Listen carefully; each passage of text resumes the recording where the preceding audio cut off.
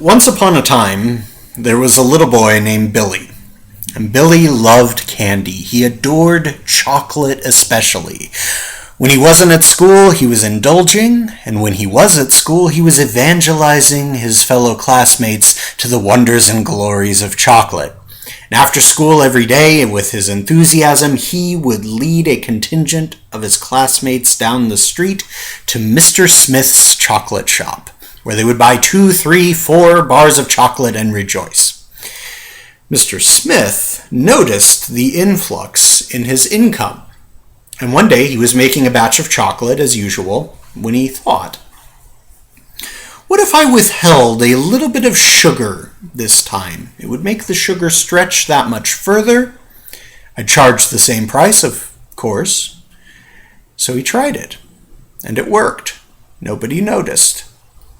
So the next day, he made it with a little less sugar. Again, it worked.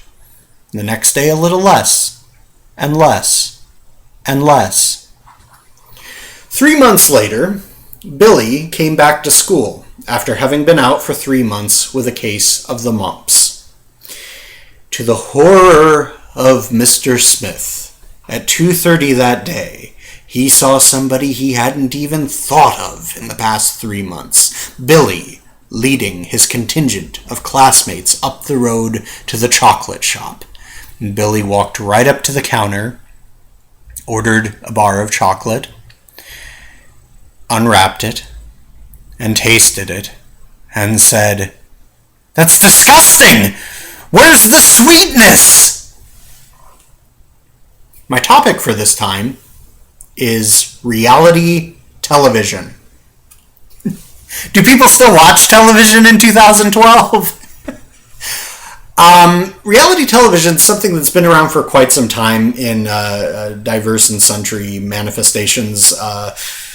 There was candid camera in the early days of television, but it really caught fire in the past 10 or 15 years. I guess I should define our terms. Reality television, as I understand it, is unscripted, or at least has the pretense of being unscripted, and tends toward having non-actors. So you get around the unions in that way, too. It's a cheaper way of making television programming. One of the unspoken things is that it tends towards the sensationalistic. Some of them are contest shows where the contestants will be in extraordinary circumstances for extraordinary prizes. Some of them are simply following around extraordinary people of one kind or another. One of the accusations I've heard leveled against the platform Twitter over the years is that it is vapid and superficial. I contend that it is not vapid and superficial, but rather that a majority of the people who wield it are vapid and superficial. It's not the tool itself, it's the use of it. And I largely feel the same way about reality television. Reality television really caught fire, though, as I understand it, within the past, I think it was about 3 or 4 years ago, there was a major writers' strike in network television, and after which by my observation, the major casualty has been for-profit learning channels, which have switched almost exclusively to reality television programming in which nobody learns anything.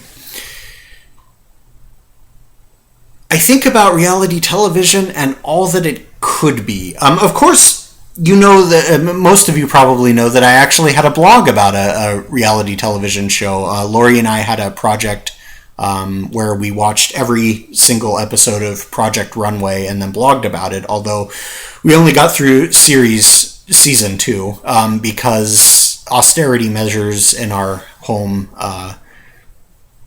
precluded our keeping our Netflix subscription. It may come back again someday.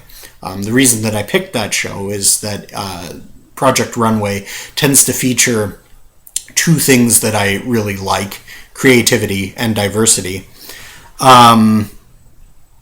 But as for the medium itself, I think about what is done with it, and I think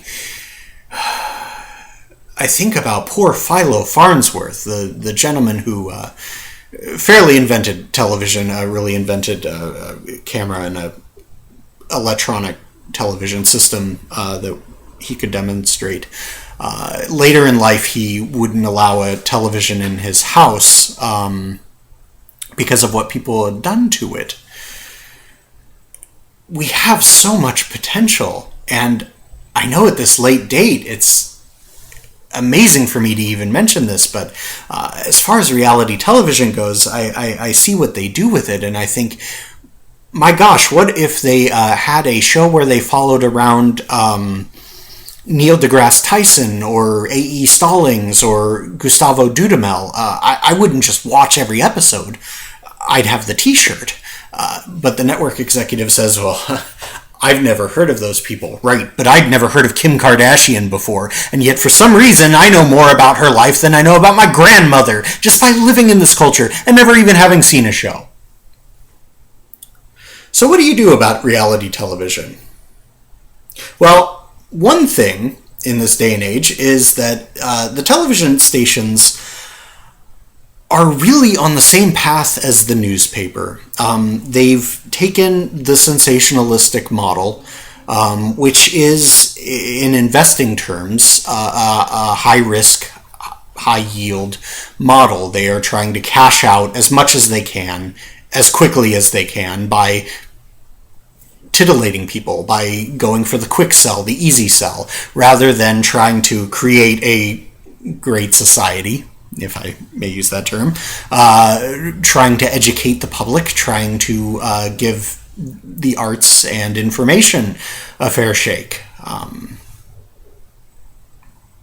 I really don't watch much in the way of television anymore, although I do watch television. Most of it is from Britain and has Stephen Fry in it, and I either watch it on this machine or I watch it on a DVD, which means that the television networks don't get a penny from me, I think. So what do you do about reality television? Do one of these instead.